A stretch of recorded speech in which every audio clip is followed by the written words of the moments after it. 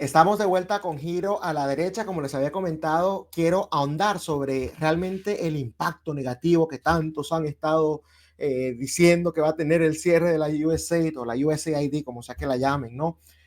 Para la libertad, para la pobreza, para las grandes misiones importantes que esta organización ejercía en ciertos países de alrededor del mundo, los continentes más paupérrimos, etcétera, etcétera. Todo el drama que ya hemos visto que han armado algunos. Antes de leer el escrito, que yo creo que es sumamente importante y que da en el clavo y que reivindico, que apoyo cada punto y coma de esa persona. Ni siquiera lo conozco, pero bueno, fue que lo vi en LinkedIn porque tenemos una conexión en común y me salió y dije, epa, esto hay que mencionarlo.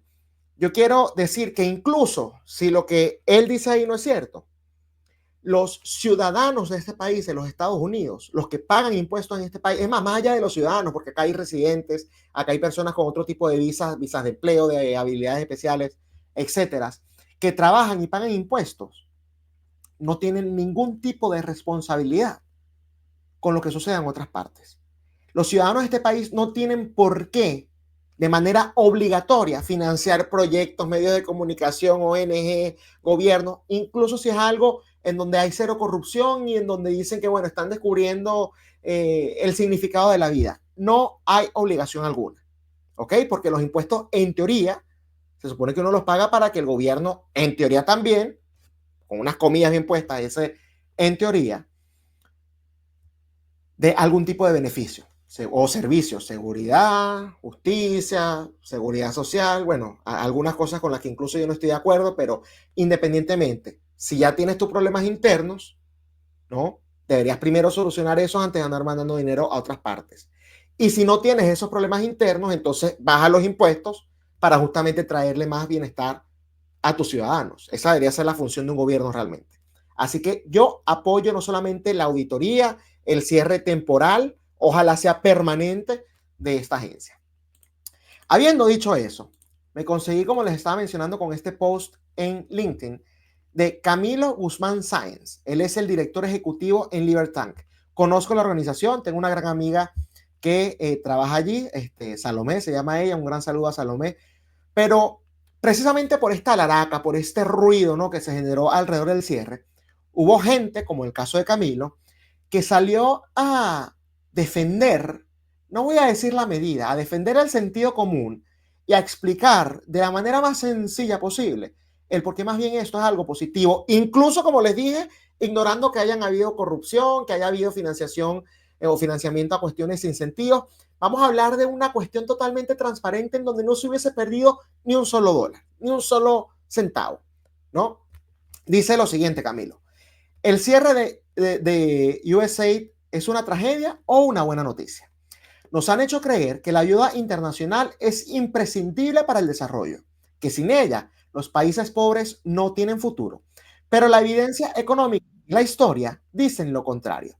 El cierre de USAID no es mala noticia. 5 razones por las que el fin de USAID es positivo. 1. La ayuda internacional nos saca a los países de la pobreza. Ninguna nación ha logrado el desarrollo económico gracias a la ayuda internacional. Japón, Corea del Sur y Singapur eran países extremadamente pobres en 1950, con un ingreso per cápita más bajo que el de muchos países africanos. Sin embargo, hoy están entre las economías más prósperas del mundo. ¿Cómo lo lograron? No con donaciones externas, sino con mercados abiertos, clave eso que está allí, inversión privada, respeto a la propiedad y políticas económicas sensatas. En contraste, los países que han dependido de la ayuda externa, como Haití y Sudán del Sur, siguen atrapadas en ciclos de pobreza y subdesarrollo. Es decir, como que importan más las políticas, ¿no?, que las supuestas ayudas que le dan a la gente para salir de la pobreza, porque se convierte en un negocio redondo. Si tú no atacas el problema de raíz, eso es como tener un cáncer, ¿no? Y bueno, le das a alguien un jarabe para la tos para que se cure el cáncer sigue, le das otro jarabe para la tos, otro jarabe para la tos. No estás atacando la enfermedad, no estás atacando realmente lo que sucede, lo que evita que los países sean ricos o lo que evita que los países salgan precisamente de la pobreza. Y ese punto yo creo que es fundamental porque es parte de la narrativa, es el principal agente, ¿no?, que han utilizado los defensores de esta entidad norteamericana para rechazar o para preocuparse respecto, bueno, al cierre temporal o quizás permanente que tuvo en estos momentos dicha entidad. Dos, la ayuda perpetúa la corrupción y el clientelismo. En muchos países, la ayuda internacional no ha beneficiado a la población, sino a las élites políticas. En lugar de fortalecer la economía productiva, ha creado gobiernos dependientes de transferencias externas, fortaleciendo redes de corrupción y clientelismo. Voy a hacer un paréntesis allí. En muchas oportunidades, más allá de la corrupción y el clientelismo, que ya es grave, terminan incluso siendo contraproducentes porque tienen precisamente regímenes tiránicos, corruptos, que lo que hacen es fortalecerse con este tipo de ayudas. El país no les produce, no pueden recaudar a través de impuestos porque no producen absolutamente nada, y lo que hacen es sostener a los corruptos, básicamente financiar a unos individuos que están allí que no producen absolutamente nada. Unos mantenidos, ¿no?, de estados externos. Ya en sí los políticos son mantenidos de la gente, pero bueno, estos son mantenidos de la gente de otras partes. A ese nivel de asquerosidad se llega. Y nuevamente puede ser con la mejor de las intenciones, pero es algo contraproducente en muchos de los casos, por no decir en la mayoría o en todos. En lugar, Daron Acemoglu y James Robinson en su libro ¿Por qué los países fracasan? Aquí está. Lo recomiendo altamente. Eso explica muchísimo. ¿Por qué fracasan los países? Explican que el problema del subdesarrollo no es la falta de ayuda, sino la presencia de instituciones extractivas, gobiernos que no protegen los derechos de propiedad y economías controladas por élites que se enriquecen extrayendo recursos en lugar de generarlos. Ay, como que parece que hay que producir y no robar. Wow.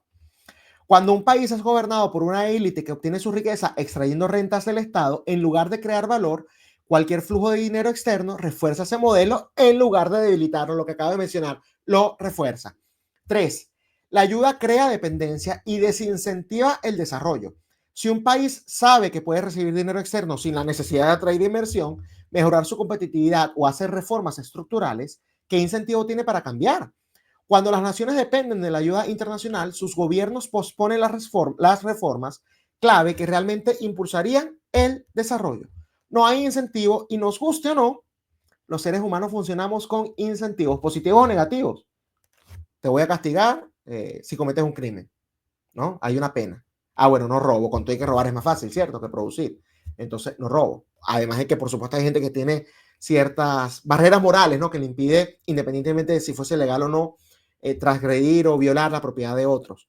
Pero hay gente que no, hay gente que necesita precisamente el incentivo negativo, ¿no? No hagas esto porque si no hay una consecuencia negativa. Y hay incentivos positivos. Estos individuos no se sienten obligados a generar esos incentivos positivos porque no tienen ellos a su vez incentivos personales propios para generar esas condiciones de las que menciona acá, ¿cómo que se llama? Camilo, ¿no? Camilo Guzmán Sáenz. Número 4. USAID financia burocracias, no soluciones. Ay, papá. El dinero de la ayuda internacional muchas veces se gasta más en la burocracia que en la población que supuestamente debería beneficiar.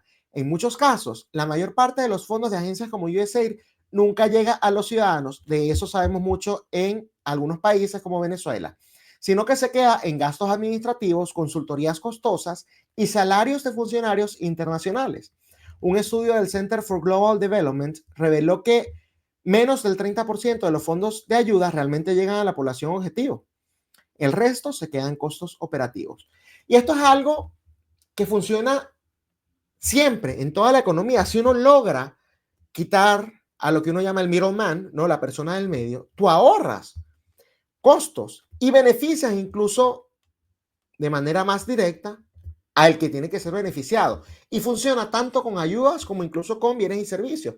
Si, por ejemplo, yo soy un granjero, ¿no?, y tú quieres comprar directamente en la granja o prefieres en el supermercado. Bueno, si es en el supermercado, vas a tener que entonces pagar el salario de las personas que trabajan en el supermercado, lo que fue el transporte del supermercado, de llevarlo justamente de mi granja a el supermercado, el salario del empleado que puso la comida en los anaqueles, la luz, todo eso te lo ponen justamente en el producto del tomate. Entonces el tomate en el supermercado que te vale $1, muy probablemente si me lo compras directamente a mí, te vale 20 centavos. Entonces te ahorras mucho más. Yo sigo ganando lo mismo porque normalmente se lo vendo a ese mismo precio a, bueno, a los supermercados. Quizás les hago un especial por grandes cantidades, ¿no? Pero en teoría sigue siendo igual mucho más barato. Entonces, si tú logras quitar a ese middleman, a esa persona del medio, tiendes también a abaratar costos. También funciona con las ayudas.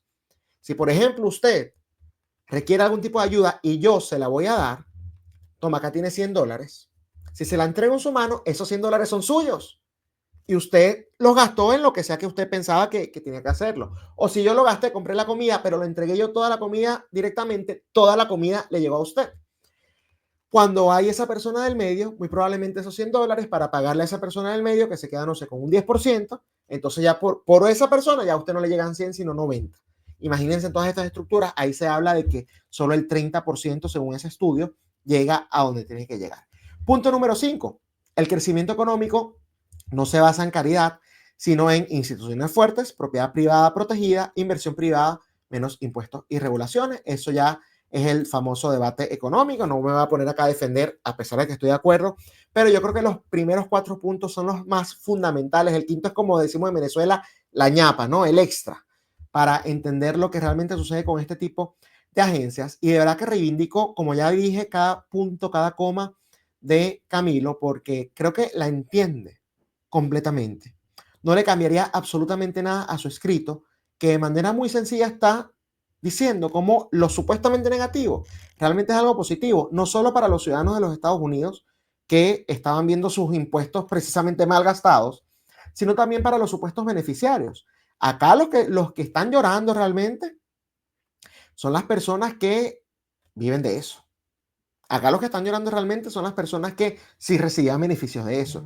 Y no me refiero precisamente al más necesitado, por así decirlo, al que realmente necesita la ayuda, sino a quienes han creado, bueno, algún tipo de estructuras disfrazadas de causas humanitarias, disfrazadas de causas de información, disfrazadas de, no sé, de cualquier cantidad de misiones que aparentemente son nobles, pero que en el fondo terminan siendo cuestiones bastante turbias. Muchas gracias, Camilo, y a Libertad por el gran trabajo que hacen en Colombia, ¿no? Es que ellos tienen su sede. Les recuerdo perdón, ya esto ha sido todo por hoy en Giro a la Derecha con Esteban Hernández. Ya lo dije en el primer segmento, así que no hace falta repetirlo. Pero nos vemos nuevamente el próximo lunes por esta misma plataforma que es Contrapoder 3.0, el canal de la derecha en YouTube. Hasta el próximo lunes.